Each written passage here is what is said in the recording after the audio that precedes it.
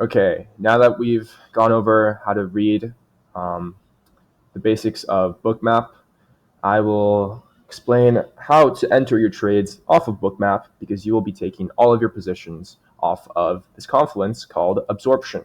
Okay? Absorption, abbreviated to ABS. Okay. So here's an example, and then I will show you a visual example through a past live stream.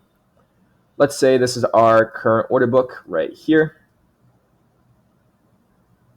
Okay. Okay, let's say we have, again, 50 orders right here, 50 passive participants right here looking to buy, right? 50 buy limits, think of it like that. And there is a lot of heat in this specific area right here, okay? When price comes down, the first thing we want to see is a huge, in this case, we're looking for longs, we want to see a huge red sphere to absorb all of these orders, first of all, right? When you first begin looking at POIs, you want to make sure that we actually fill all these orders. And like I said, we can tell that through the SVP, where you see like a huge spike in the orders, right? You see them actually get filled, so you know that it wasn't a spoof. We first want to see a big, huge red sphere. That means that there are aggressive sellers filling these passive orders. Remember, like I said, transactions go through aggressive to passive or passive to aggressive. In this case, we are going from aggressive to passive. We're filling all these passive orders. Now, in some cases, you're going to see a huge few balls.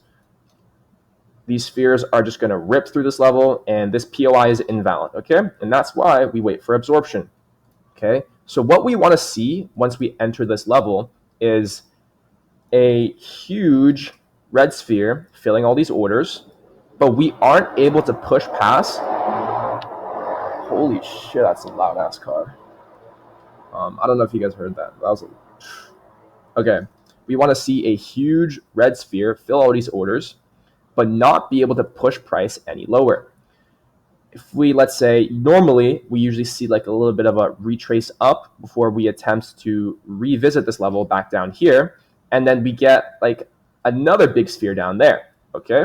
We get another big sphere down there. But once again, price cannot push past, too many points, right? And a clear indication of absorption is when we have huge selling volume, but we are not able to continue down lower, right? We are not able to continue down lower. And that is an indication of a passive participant, passive buyer in this case, filling all of these aggressive sell orders, holding price. So once we get this huge surges of volume, sellers keep trying to push price down, but they fail to do so. They're going to get frustrated and they're going to close their orders. And everyone knows we close a short position by buying or longing. And what happens when you start closing all those positions with buy orders and there's a passive buyer holding all these sell positions? Price is going to fucking rip up. It's just going to rip. So that is your entry trigger, okay? That is what you want to be looking for absorption. Now, a few things like the orders that I mentioned earlier that you want to keep in mind. Not all cases will you get absorption, but you can get other confluences. I'd say focus on iceberg orders. Let's say price is failing to push past a level, but the volume isn't too much. There's not too much volume. And then the iceberg indicator pops up. The iceberg thing pops up. You could take that as a sign to buy. And remember, we are entering off absorption with market orders, okay? Market orders only. You cannot limit with absorption because you are not sure if this heat POI is going to hold.